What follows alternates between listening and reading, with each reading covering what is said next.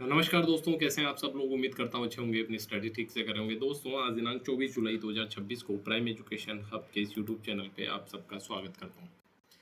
आज अपन क्या क्या डिस्कस करने वाले हैं। देखिए, नीति आयोग में जो एक बड़ा बदलाव हुआ है, सीईओ की नियुक्ति हुई है, उसके बारे में बात करेंगे। कनिष्क नारायण जो है ब्रिटेन में एआई मंत्री बनाए गए हैं, जो कि भारतीय मूल के हैं। इनके बारे में अपन बात करने वाले हैं। हमारे जो द्वीप है उनका क्या सामरिक महत्व है, इनके बारे में बात करने वाले हैं। द्वीप नीतियाँ क्या रही है भारत की, क्या इम्पोर्टेंट है दुनिया के हिसाब से, और कैसे द्वीपों का जो महत्व है इंटरनेशनली बढ़ता जा रहा है, उसके बारे में भी अपन आज बात करने वाले हैं। सबसे पहले नीति आयोग को जो नया सीईओ मिला है उनके बारे में बात करते हैं। अनुराग जैन को नीति आयोग का नया सीईओ नियुक्त किया गया। बेसिकली मध्य प्रदेश के मुख्य सचिव थे, यानी कि आईएएस ऑफिसर थे, और इनको अब नीति आयोग का प्रमुख नियुक्त किया गया है ना, चीफ एग्जीक्यूटिव ऑफिसर, सीईओ। ठीक है।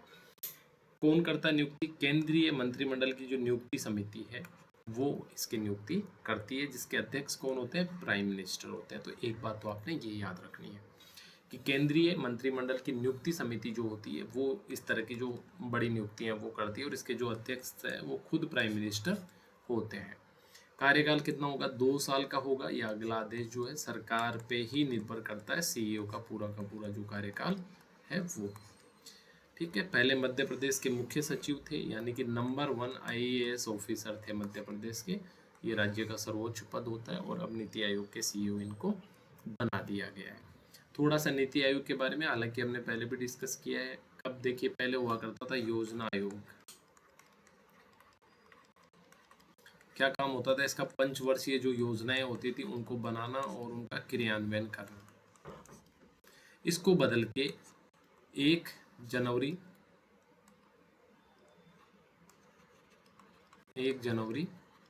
2015 से क्या बना दिया? नीति आयोग बना दिया। ठीक है। और 1950 वाला जो योजना आयोग था उसको समाप्त कर दिया। अध्यक्ष इसके कौन होते हैं? प्राइम मिनिस्टर होते हैं। ये बात बहुत अच्छे से आपको याद रखनी है, बहुत बार ये सवाल पूछा जा सकता है और आगे भी पूछा जा सकता है। उपाध्यक्ष इसके सेकंड पर्सन होते हैं। ठीक है। हायरार्की में इंपॉर्टेंट वो सुमन बेरी है। इनके बारे में भी हमने कुछ दिन पहले के डिस्कशन में बात करी थी।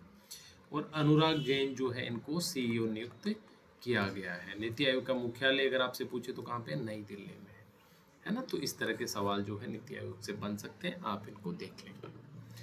अब आगे ब्रिटेन के नए प्रधानमंत्री के बारे में हमने कल वाली डिस्कशन में बात करी थी, और हमने ये भी देखा था कि पिछले 10 साल में 7 प्राइम मिनिस्टर जो है वहाँ पे बदल चुके हैं।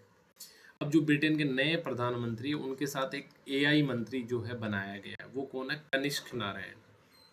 ठीक है। बिहार में जन्मे हैं और भारतीय मूल के हैं ना। तो इस तरह के जो इम्पोर्टेंट पदों पे जो लोग हैं उनके बारे में भी कई बार सवाल पूछ लिया जाता है, तो आपको इसको तैयार करना है ना।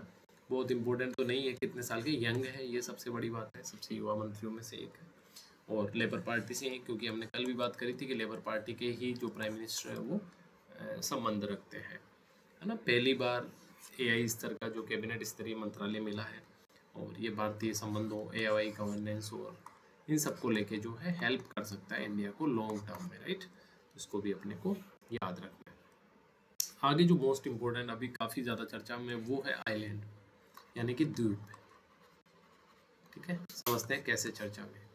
देखिए, सबसे पहले तो जो हाल ही में प्रधानमंत्री ने मॉरिशस की यात्रा करी हमारे यहाँ, ठीक है, पीएम मोदी ने, तो और वहाँ पे कुछ समझौते भी हुए हैं, और हमारा एक इनिशिएटिव है सागर, सिक्योरिटी एंड, ठीक है, growth all for the region, यानी सबके लिए, एक तो सुरक्षा और विकास। ये जो है 2015 में ये जो विजन है पीएम मोदी ने इंडिया का दिया था कि हम जो है इस तरह से देखते हैं। लेकिन दूसरी ओर जो चाइना है, चाइना जैसे देश क्या है कि इन द्वीपों को सामरिक रूप से विकसित कर रहे हैं, और जो दूसरे देशों से संबंधित भी है वहां भी अपने अधिकार जो है जता रहे हैं। तो ये एक समस्या है इसके परिप्रेक्ष्य में। और दूसरी बात कि इन द्वीपों का पर्यावरण और जलवायु परिवर्तन के संदर्भ में क्या दृष्टिकोण है, क्या परिप्रेक्ष्य है, और कैसे ये इम्पोर्टेंट है।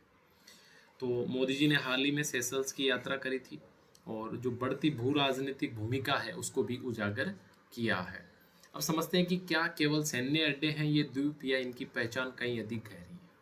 तो सबसे पहले तो समझते हैं कि केवल 5%, जितना भी भूभाग है धरती पे उसका केवल 5% क्या है, द्वीप है ना। लेकिन 20% जो पक्षी, सरीसृप जो प्रजातियां और पौधों की प्रजातियां इन 5% में रहती है। तो समझिए एक बात कि हमारी इकोलॉजी और एनवायरनमेंट के हिसाब से कितना ज़्यादा इम्पोर्टेंट है ना। ये बहुत इनकी महत्वशीलता को जो है दिखाता है। 4000 साल पुरानी मानव प्रवासन की जो है जीवित प्रयोगशाला रहे हैं और जलवायु परिवर्तन के संकेतक है। यानी कि जलवायु परिवर्तन में जो भी बड़े बदलाव आते हैं उनका सबसे ज़्यादा जो पहले इंडिकेशन है, जो संकेत है, वो कहाँ पे मिलता है, समुद्र तट पे। ठीक है, ये भी एक महत्वपूर्ण इनकी भूमिका है। अब पुराना ऐतिहासिक रूप से देखें तो इनके साथ में बहुत सारा अन्याय हुआ है। देखते हैं कैसे। एक ताइवान का आर्किड द्वीप है। कहाँ का, ताइवान का आर्किड द्वीप। 1980 में यहाँ के जो स्थानीय यामी आदिवासी थे उनको बिना जानकारी के परमाणु जो कचरा है उसका भंडारण किया। देखिए, परमाणु जब परीक्षण होता है या इसका निर्माण होता है उस समय बहुत सारा परमाणु कचरा निकलता है। तो अमेरिका जैसे जो विकसित देश है या पश्चिमी यूरोपीय देश है, ये अपने देश में तो रखते नहीं है इसको, इनको पता है इससे रेडिएशन फैलता है, और इन्होंने उठा के ये कचरा और ये आर्किड द्वीप समूह में डाल दिया। तो सोचिए कितनी बड़ी अन्याय है इस द्वीप समूह के साथ में। फिर आगे बिकिनी का मार्शल द्वीप है। अमेरिका ने यहाँ पे 23 परमाणु परीक्षण किए। स्थानीय जो निवासी थे उनको विस्थापित कर दिया और पर्यावरण को जितना नुकसान पहुंचा वो एक अलग बात थी। चागोस जो द्वीप समूह था वहाँ पे ब्रिटेन ने स्थानीय चागोसियन जो निवासी थे उनको वहाँ से जबरन उठा के विस्थापित करके अमेरिका का सैन्य अड्डा यहाँ पे स्थापित कर दिया। तो अपन देखते हैं कि ऐतिहासिक रूप से इन द्वीपों के साथ में अच्छा व्यवहार दुनिया की कम्युनिटी ने नहीं किया है। आज फिर वैश्विक स्तर पे प्रतिस्पर्धा हो रही है। ठीक है, हिंद प्रशांत क्षेत्र हो, चाहे फारस की खाड़ी हो, काला सागर हो, ये सब सामरिक प्रतिस्पर्धा के केंद्र बन गए। यानी कि ज़्यादा से ज़्यादा देश इनको अपने कब्जे में लेना चाहते हैं, अपना सैन्य अड्डा यहाँ पे स्थापित करना चाहते हैं और अपने प्रभाव में विस्तार करना चाहते हैं। ये चीज़ें देख रही है। बड़ी शक्तियाँ इनके नियंत्रण के लिए इनमें क्या हो रखी है, होड़ हो रखी है, राइट। तो होड़ हो रखी है। आगे चीन दक्षिणी चीन सागर में अनेक कृत्रिम द्वीप बना के और वहाँ के जो क्षेत्रीय दावे हैं उनको मजबूत कर रहा है और अंतर्राष्ट्रीय जो कानून है उसका सीधा उल्लंघन चीन कर रहा है। तो ये तमाम जो है मुद्दे अभी चल रहे हैं। अब बात करते हैं भारत जो है ग्रेट निकोबार में एक जो है अपना खुद का, ये तो हमारा खुद का है भाई। ठीक है, किसी और का हमने कब्जा नहीं किया। यहाँ पे एक सैन्य बेस और एक जो है इस तरह की जो संरचना है वो बनाना चाहता है इंडिया, है ना। तो ये अंडमान निकोबार जो है सबसे दक्षिणी द्वीप है और मलक्का जलमग्रु है। यानी कि मलक्का जो स्टेट है जिसके बारे में हमने बात करी थी, सिंगापुर इंडोनेशिया के पास में, उससे बिल्कुल पास में है, लगभग 80 से 100 मील की दूरी पे है।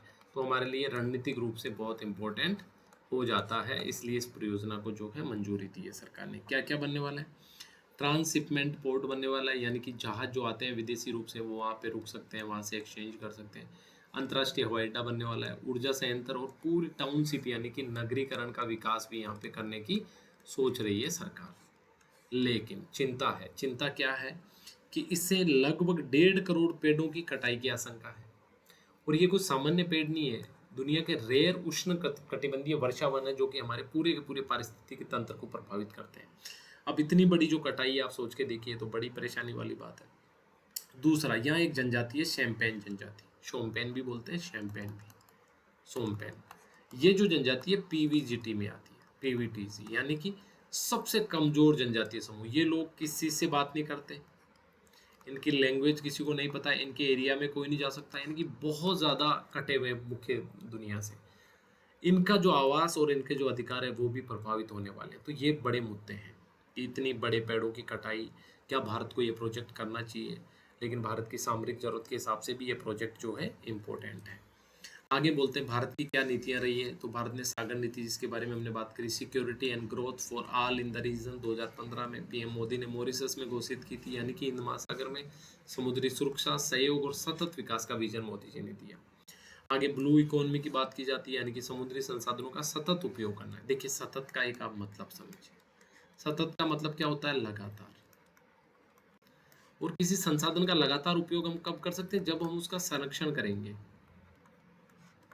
सोचिए, पेट्रोल लगातार हमें कब मिलेगा? जब हम कच्चे तेल का संरक्षण करेंगे। अगर हमने अंधाधुंध इसका इस्तेमाल जारी रखा तो एक दिन समाप्त हो जाना है, 000 हो जाएगा, है ना? तो सतत का ये मतलब होता है। संधारणीय, मत्स्य पालन, खनिज, नवीकरणीय ऊर्जा, पर्यटन नीति, ये सारी जो ब्लू इकोनॉमी पॉलिसी है सारी भारत सरकार ने जारी करी है। एक inland island development agency IDA, इसकी भी स्थापना 2017 में करी और गृह मंत्री इसके अध्यक्ष होते हैं। किसके लिए? अंडमान निकोबार और लक्षद्वीप के लिए ही, स्पेशली इनके सतत विकास के लिए। कोस्टल जोन की जो अधिसूचना है, कोस्टल रेगुलेशन जोन, यानी कि हमें तटीय और द्वीपीय जो परिस्थिति है उसको कैसे उसका निर्माण करना है, कैसे उसको प्रदूषण से बचाना है, इन तमाम जो नियामक है इसके अंतर्गत आते हैं। अब आगे देखते हैं कि भाई द्वीपों को सबसे ज़्यादा चुनौतियाँ किस चीज़ से? सबसे पहले जलवायु परिवर्तन की वजह से समुद्र के जल स्तर में वृद्धि हो रही है। पहला ये सबसे बड़ी चिंता है और ऐसा व्यक्त किया जा रहा है कि द्वीपीय जो प्रदेश है उनका जो भूमि है वो जलमग्न हो सकती है और जो स्थानीय निवासी है जो तटरेखा के पास रहते हैं इनको बड़ी परेशानी हो सकती है, इनको अपना आवास छोड़ के विस्थापित होना पड़ सकता है। दूसरा, जैव विविधता की दुर्लभ प्रजातियां हैं वो विलुप्त हो जाती है। आदिवासी पीवीजीटी जैसे हमने बात करी, अंडमान वाले में कौन? सोमपेन जो प्रजाति है जो पीवीटीजी के अंतर्गत आती है उसको विस्थापित होना पड़ेगा। सैन्यकरण और बुनियादी ढांचा परियोजनाओं से जो है पर्यावरण का नुकसान, जैसे 1.5 CR 1.5 करोड़ पेड़ कटेंगे और पर्यटन से प्रदूषण जो है वो भी बढ़ रहा है। तो ये पांचों चुनौतियां परस्पर जुड़ी हुई है। जलवायु परिवर्तन से लेकर सैन्यकरण तक हर पहलू जो है द्वीप के अस्तित्व को खतरे में डाल रहा है। तो अपने को इस तरह की चीज़ें जो है याद रखनी है। आगे क्या किया जा सकता है? देखिए, SDG गोल जो है हमारा पर्यावरण संरक्षण, इसको हमें ध्यान में रखना है। ठीक है, सबसे पहला सुझाव ये है। ठीक है, आर्थिक वृद्धि के साथ में और पारिस्थितिकी संतुलन दोनों साथ साथ चलाना है, बैलेंस स्टैब्लिश करना है। ठीक है, बैलेंस। आगे, फ्री प्रायर इन्फॉर्म्ड कंसेंट होनी चाहिए, यानी कि किसी भी परियोजना से पहले वहाँ के जो स्थानीय निवासी है उनकी तो भाई रजामंदी लीजिए आप। जैसे यहाँ पे इस केस में सोमपेन प्रजाति, तो आप सोमपेन प्रजाति क्या चाहती है ये तो पूछिए उनसे। कठोर जो एनवायरमेंटल इम्पैक्ट असेसमेंट, यानी पर्यावरण पे जो प्रभाव पड़ता है किसी भी विकास गतिविधि का, उसका आप अच्छे से ना असेसमेंट कीजिए, उसकी जो है जांच कीजिए, है ना, और उसका मूल्यांकन करवाइए, निष्पक्ष करवाइए, वैज्ञानिक तरीके से करवाइए, ये बातें भी इसमें बोली जाती है। आगे, आप प्राकृतिक सॉल्यूशन मत अपनाओ, नेचर बेस्ड प्रकृति आधारित जो सॉल्यूशन है वो अपनाओ। जैसे मैंग्रोव का पुनर्स्थापन करो। मैंग्रोव समुद्री तट के पास जो पेड़ होते हैं, जो पारिस्थितिक तंत्र होता है, उसको मैंग्रोव बोला जाता है। परवाल जो भित्तियाँ होती है समुद्र के अंदर, उनका संरक्षण कीजिए। हरित अवसंरचना को परंपरागत निर्माण से पहले प्राथमिकता दीजिए। ये तमाम जो है सुझाव हो सकते हैं। क्यों ऐड किए हमने? देखिए, आपके आ रहे जो मुख्य परीक्षा इसमें पर्यावरण से जुड़ा हुआ टॉपिक है, आपके परीक्षा में पूछा जा सकता है। और बेसिकली आजकल सवाल इस तरह के आते हैं कि आप सुझाव दीजिए। अब आप अपने से कहाँ सुझाव देंगे? आप इस तरह का कंटेंट जब याद रखेंगे तभी तो आप आंसर में लिख पाएंगे कॉन्फिडेंटली। ठीक है, तो अपना इस तरह से इसको तैयार रखना है। निष्कर्ष, भाई संतुलित मॉडल ही है, आपको विकास करना है, ठीक बात है, लेकिन पर्यावरण संरक्षण का भी ध्यान रखना है। आपको डेवलपमेंट और कंजर्वेशन दोनों के बीच में क्या बैलेंस स्टैब्लिश जो है करना है। स्थानीय समुदायों की भागीदारी सुनिश्चित करनी है, उनकी अनुमति लेनी जरूरी है, उनको विश्वास में लेना जरूरी है, क्योंकि राष्ट्रीय सुरक्षा और सतत विकास दोनों साथ साथ आगे तभी बढ़ सकते हैं, ना। तो ये इम्पोर्टेंट बात थी इसमें। आज हमने नीति आयोग की स्थापना के बारे में बात करी, सागर के बारे में बात करी, ये तमाम जो डिस्कशन थी हमारी आज। तो आज ज़्यादा न्यूज़ थी नहीं, तो आपको फ़ायदा हो गया। थोड़ा छोटा रह गया डिस्कशन, कोई बात नहीं, अच्छे से रिवीजन करते रहिए और अच्छे से पढ़ाई करते रहिए। जय हिंद।